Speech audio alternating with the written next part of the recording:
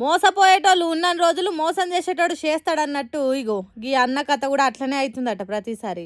ఒక్కసారి కాదు 2 సార్ల ఫ్లిప్కార్ట్‌ల 2,50,000 పెట్టి యాపిల్ మ్యాక్ బుక్ ప్రోను ఆర్డర్ చేసి మోసపోయిందంటే చూడుర్రి ఏ తీర్లుందో అన్న గాశారము. మునుపోసారి ఆర్డర్ చేస్తే పాత ల్యాప్టాప్ పెట్టి ఇచ్చిరట. సరే ఫస్ట్ టైం కదా ఏదో తెలివకైందని మళ్ళీ ఆర్డర్ చేస్తే మళ్ళా గదే తరీక.